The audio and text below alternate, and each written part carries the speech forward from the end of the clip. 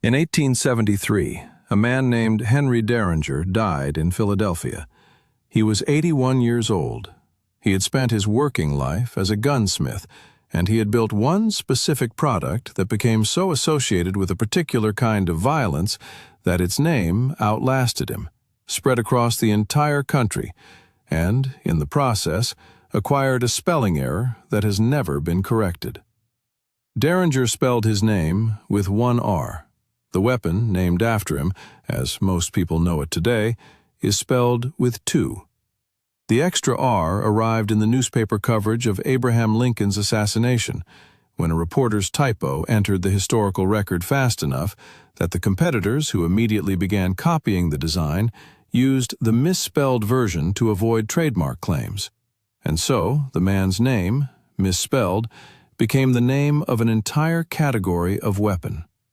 That is the kind of detail that tells you something real about how the frontier's weapons became what they became, not through careful planning, but through accident, competition, logistics, and the specific ways that violence and commerce were tangled together in 19th century America. Today, we are going inside the weapons of the Old West, not the mythology, the actual engineering, the economics, the specific reasons why these particular objects ended up in the hands they ended up in, and what they could and could not do. Welcome back to the Western Archive. Real history, real steel, no mythology. If you are new here, subscribe right now. We put these out every week. And drop a comment before we go any further. What do you think the defining weapon of the Old West actually was? Not what the movies say. What do you think? Write it down there. We will compare answers by the end. The Colt Single Action Army revolver was officially adopted by the United States Army in 1873, which is the same year the Winchester 1873 rifle entered production. That timing is not coincidental.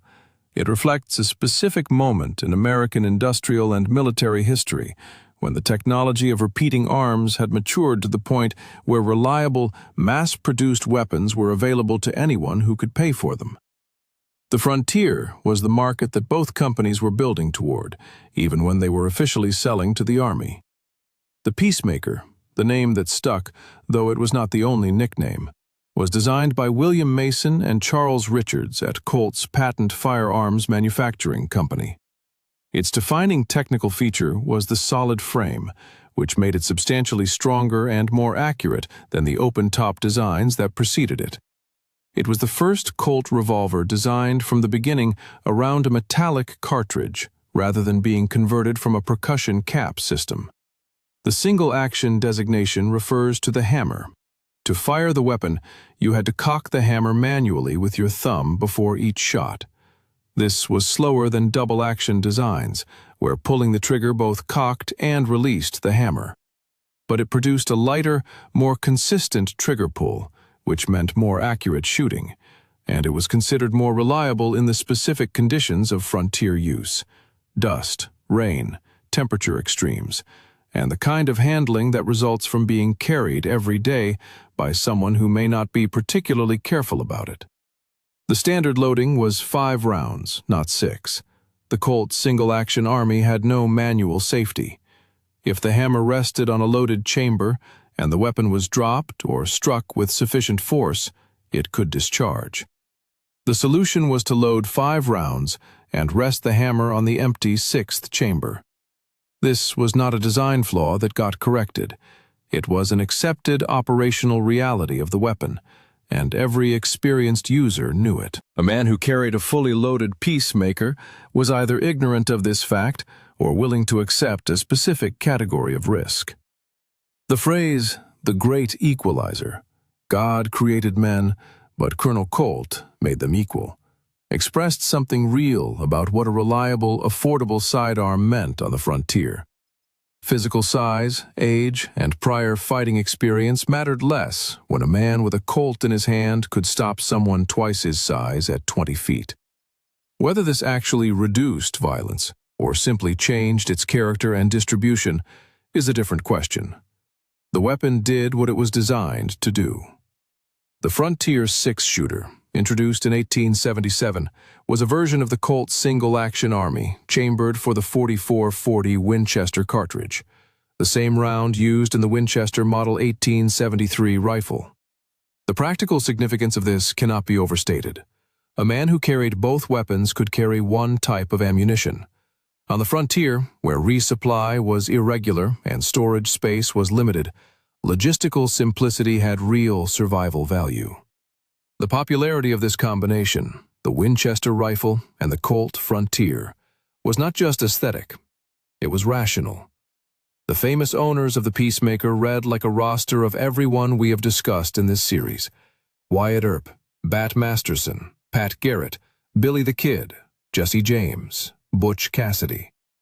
The Texas Rangers adopted it as a standard-issue weapon. George Patton wore one during World War II.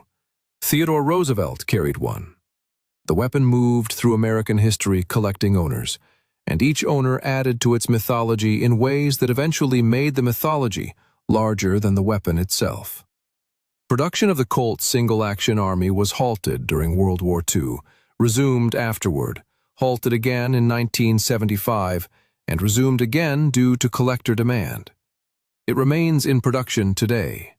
In 2010, it was officially designated the State Firearm of Arizona, the state where its most famous use at the confrontation near the OK Corral took place. The weapon is still being made. The mythological weight attached to it has accumulated for 150 years and shows no sign of diminishing. The Colt Peacemaker was carried with 5 rounds, not 6, because a loaded 6th chamber could fire if the weapon was dropped. Most depictions get this wrong. Did you know that? Write it in the comments, and subscribe if you want more of this kind of detail every week. If the Colt Single Action Army was the defining handgun of the frontier, the Winchester Model 1873 was its long gun counterpart. The company's marketing department gave it the title, "The Gun That Won the West," which is the kind of marketing claim that becomes true through repetition, even when it is imprecise. And this one had enough truth behind it to survive. The Winchester 1873 descended from the Henry rifle of 1860 and the Winchester Model 1866, a weapon called the Yellow Boy for its brass receiver, which had already demonstrated that a lever-action repeating rifle could be manufactured reliably enough to trust in the field. The 1873 model replaced the brass receiver with an iron one, later steel, which allowed it to handle more powerful cartridges than its predecessors could manage. The lever action is the mechanism that made this family of rifles what it was. The shooter works a lever below the receiver, the same piece of metal that forms the trigger guard, which ejects the spent case, cocks the hammer, and chambers a fresh round in a single motion. Done correctly, this cycle takes about a second. A practiced shooter with a Winchester 1873 could fire all 15 rounds in its magazine in considerably less than 30 seconds. Against enemies armed with single-shot rifles or revolvers that required manual cocking between shots, this represented a genuine tactical advantage.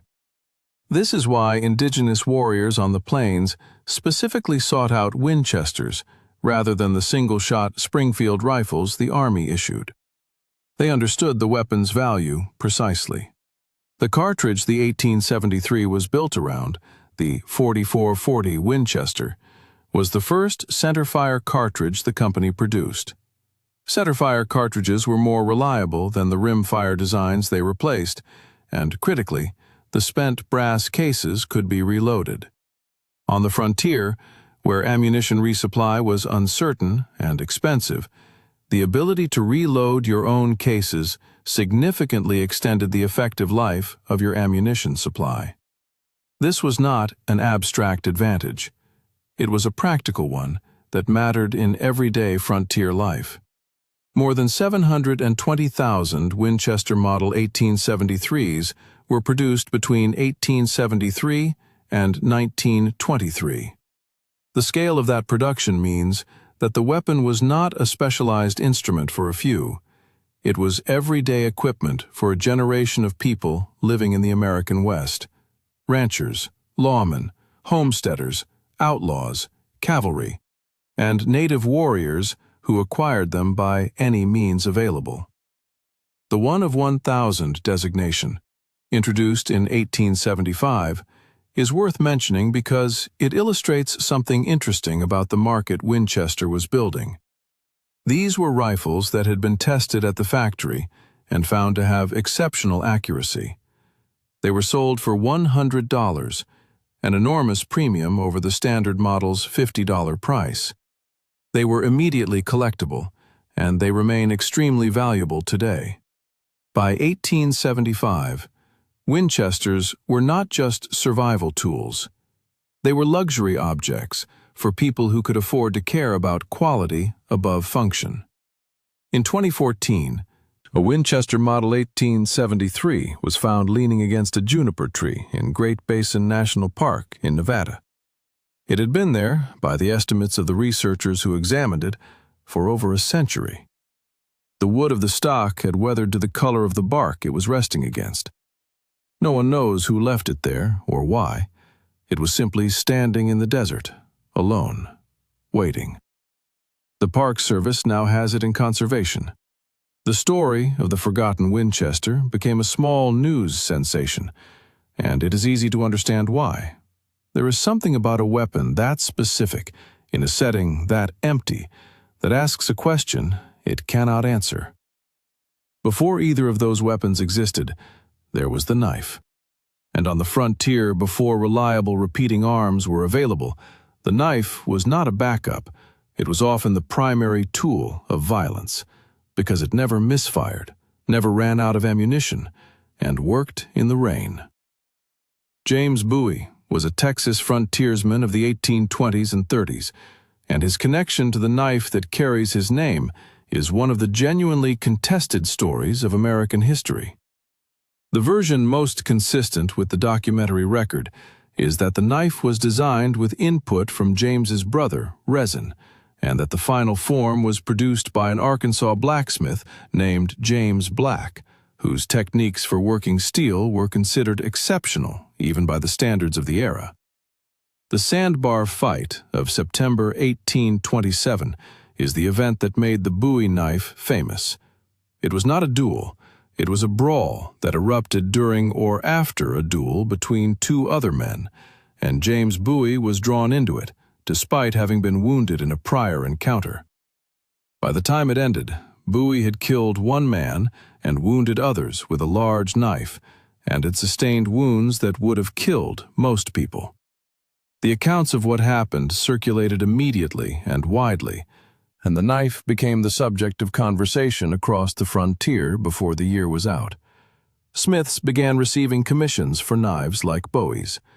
No one had seen Bowie's knife to copy it, so they made their interpretation of what the stories described.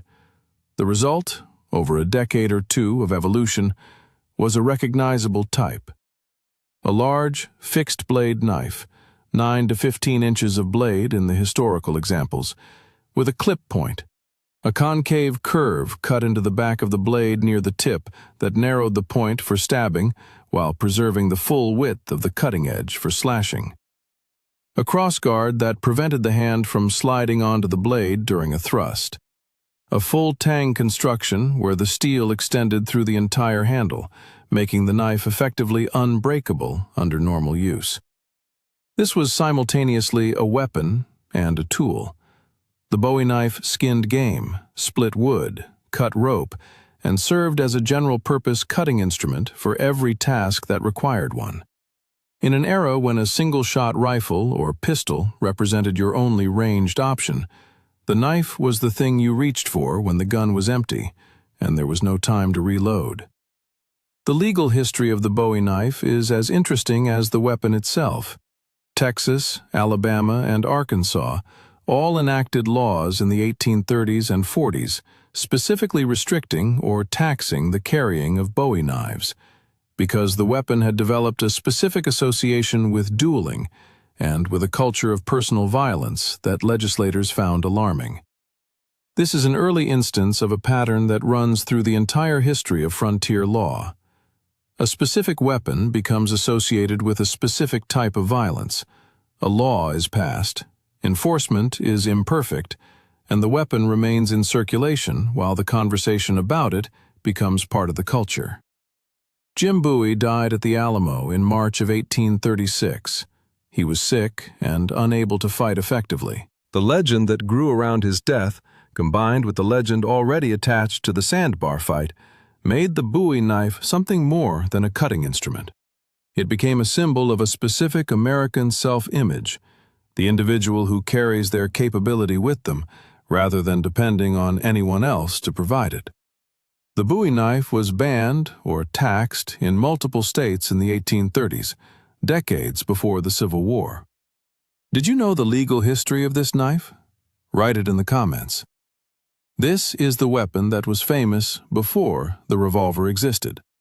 Henry Deringer's Philadelphia pistol was a percussion cap single-shot weapon in .41 caliber with a rifled barrel and a walnut grip. It was compact enough to fit in a coat pocket or a woman's muff, the fur hand warmer that gave one of its common nicknames, the muff pistol. Deringer sold them in matched pairs because a single shot was one shot, and in a confrontation that required a second shot, a single pistol left you with an expensive paperweight. The weapon found its natural market in places where concealment was the primary requirement and engagement distances were short. Saloons, gambling halls, riverboats, political events. Professional gamblers carried them as a last resort, tucked away where they could reach them faster than someone who did not know they were there. Women carried them because the alternatives available to women who needed to defend themselves were limited. The misspelled version of the name, Deringer with 2 R's, became the generic term for this entire class of weapon after 1865, when John Wilkes Booth used a Philadelphia Deringer to shoot Abraham Lincoln in Ford's Theater. The newspaper reports spelled it wrong, consistently, and the competitors who rushed to manufacture similar designs adopted the misspelling deliberately to avoid trademark claims. So the man's name was taken from him by a combination of bad journalism and commercial opportunism, and what survived was the wrong version. The Remington Model 95, introduced in 1866, became the more common design in the years that followed. It had 2 barrels stacked vertically rather than one, which doubled the available shots without meaningfully increasing the weapon's size. More than 150,000 were produced through 1935. The image most people have when they picture a Deringer, the small double-barreled pistol that appears from a sleeve or a boot in the climactic moment, is generally this one. The Deringer's reputation as a hidden weapon gave it a specific cultural status. It was the weapon of last resort, the ace up the sleeve in the literal and figurative sense. It was associated with people who could not or would not openly carry a larger weapon: women, gamblers, politicians, assassins. Its small size was simultaneously its limitation and its entire point. It was not a weapon for a fight. It was a weapon for the moment after the fight was supposed to be over, when the other person thought they had already won. The last weapon in this episode requires the least technical explanation, because its design is the simplest, and its cultural legacy is the most embedded in everyday language. The shotgun, carried by the guard on a Wells Fargo stagecoach, was a short-barreled, double-barreled weapon chosen for the specific tactical requirements of its job. The guard was not trying to hit targets at long range. The guard was trying to respond to an ambush at close range, in a moving vehicle, under stress, in conditions where precise aim was not possible. A shotgun loaded with buckshot spread its payload across a wide area, which meant that even an imperfect aim under those conditions was likely to connect. 2 barrels meant 2 shots without reloading. The guard who rode with this weapon occupied the front bench of the stagecoach, next to the driver, on the side with the best field of fire. The position was called riding shotgun. The phrase passed directly from that specific occupational context into general American usage, where it now means any passenger who occupies the front seat of any vehicle. The weapon disappeared. The vocabulary it created did not. The weapons of the Old West were not simply tools of violence. They were products of specific industrial moments, sold into specific economic conditions, carrying specific logistical advantages that shaped how they were used and by whom. The Colt Peacemaker and the Winchester 1873 became dominant not only because they were effective, but because they shared ammunition, a practical consideration that drove purchasing decisions the way practical considerations always drive them. The Bowie knife became famous because one man survived a fight he should not have survived, and the story of that fight spread before anyone could fact-check it. The Deringer became the archetype of hidden personal defense because its size fit a specific social niche that larger weapons could not fill. None of these weapons are simple. They all carry the weight of the specific circumstances that produced them, the people who used them, and the events that attached mythology to their physical forms. A Colt Single Action Army is a piece of engineered metal. It is also the object that was in Wyatt Earp's hand on the morning of October 26, 1881, on a narrow lot in Tombstone, Arizona. Both of those things are true simultaneously, and neither one cancels the other out. That is what makes the history of these weapons worth understanding. Not the mythology, the weight of both at once. Which of these weapons surprised you most? The 5-round rule on the Colt, the ammunition logistics that drove the Winchester-Colt combination, the 1830s bans on the Bowie knife, or the Deringer's name being a typo from Lincoln's assassination? Tell me in the comments. Subscribe if you are not already there, and we will see you in the next one. Stay curious.